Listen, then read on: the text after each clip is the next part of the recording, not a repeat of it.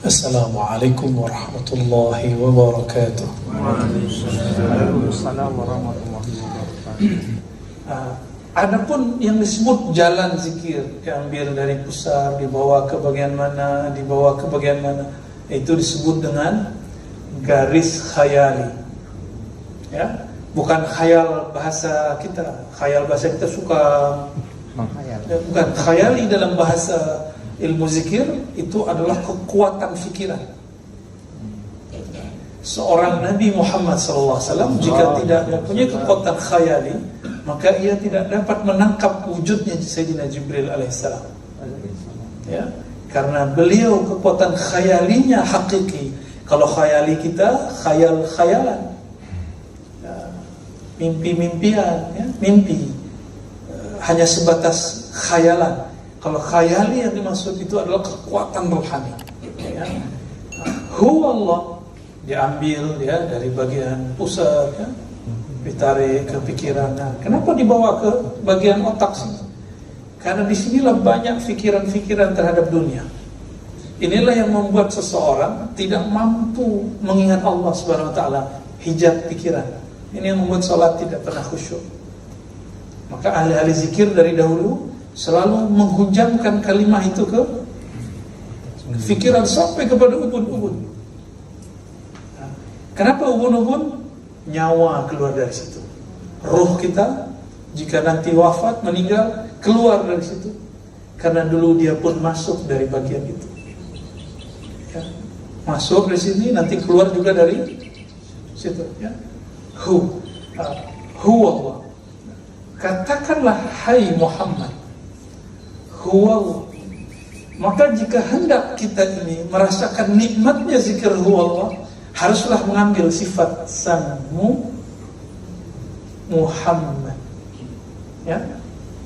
Jadi kalau tuan-tuan, puan-puan bertanya, kenapa nih saya tidak susah menikmati zikrullah? Karena belum mengambil sifat-sifat Muhammad. Maka tanbih, tazkirah dari para guru itu gunanya supaya kita memakaikan sifat Muhammad sallallahu alaihi wasallam. Kul, katakanlah hai Muhammad. Jika Nabi Muhammad SAW diperintah, maka kita pun diperintah.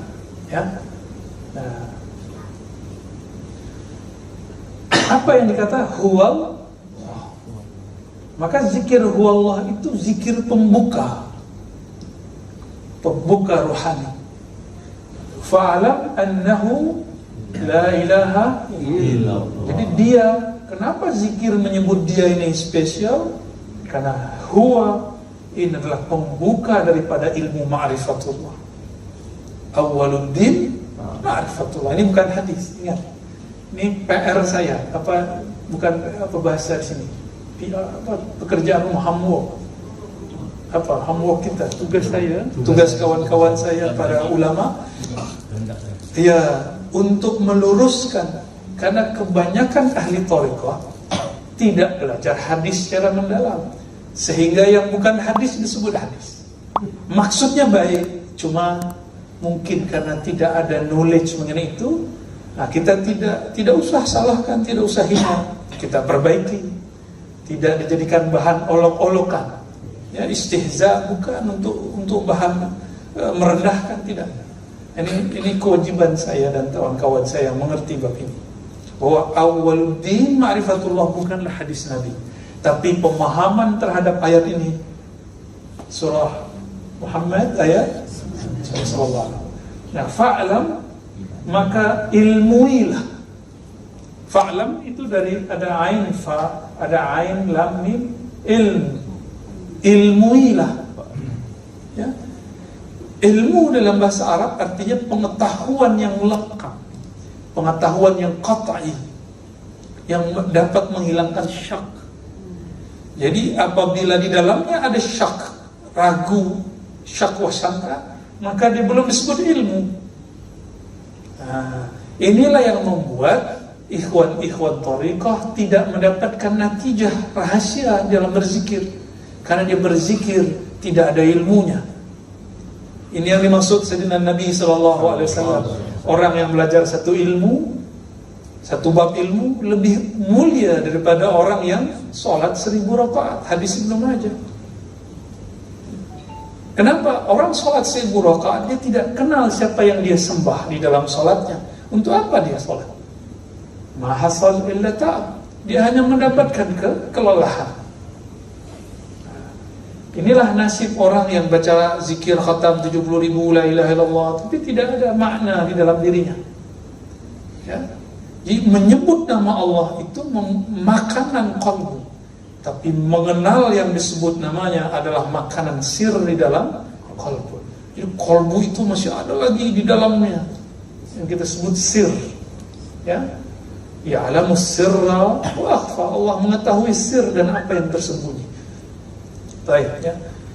Maka zikirhu bukanlah bid'ah. Ya, jika ada nanti mufti mengatakan bid'ah, dia kurang knowledge-nya masalah ini. Kita bolehlah beradu debat, ya. Cuma saya sudah tak suka debat.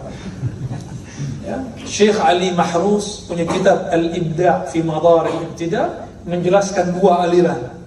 Di masa dahulu ada namanya Ibnu Taimiyah rahmatullah alaih, yang kemudian jadi panduan ikutan kudwahnya orang-orang Wahabiyah.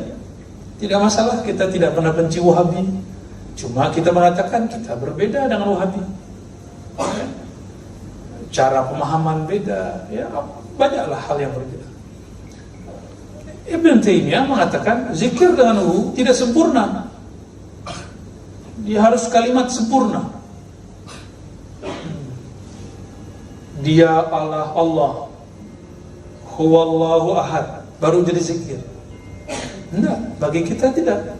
Huwa itu salah satu nama. Siapa yang mengatakannya? Imam-imam besar kita dari dulu. Ya, ada satu kitab judulnya Usuluddin, kitab Ahlus Sunnah. Kitab Usuluddin ditulis oleh Imam Al-Baghdadi, ya. Sebelum Imam Syahrastani, beliau menyebutkan huwa ismun min asma'illahi tabaraka ta'ala, nama dari nama-nama Allah, ya. Maka ketika sebut hu, jangan seperti orang kita mengatakan hu.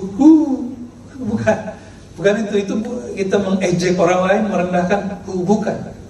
Huwa adalah melepaskan bayangan-bayangan makhluk terhadap kesempurnaan Khalik. Ini mana? Huwa. Inilah pembuka daripada ma'rifatullah. Awwaluddin ma'rifatullah, ini kalam ulama menjelaskan surat Muhammad ayat 19, fa'lam annahu, fa'lam maka ketahuilah, pelajarilah, ma'rifatilah. Kenalilah. Apa arti ma'rifat? Pengenalan. Awwaluddin, awalnya agama. Dulu bahasa Melayu itu ugama. Sekarang udah berubah, ya? Agama. Sekarang agama. Dulu itu ugama. Saya masih lihat di kitab-kitab lama itu orang nulisnya ugama. Awal agama ma'rifatullah. Bukan zikir, bukan salat, bukan haji, bukan umrah, bukan puasa, ya. Bukan bertorikoh, ya. Bukan pakai kopiah, bukan celana jingkrang, bukan jenggot, ya. Ini hanyalah tambahan-tambahan kalau sudah kenal Allah. Nah, kita tidak sibuk untuk hal-hal yang kita tidak perlu sibuk.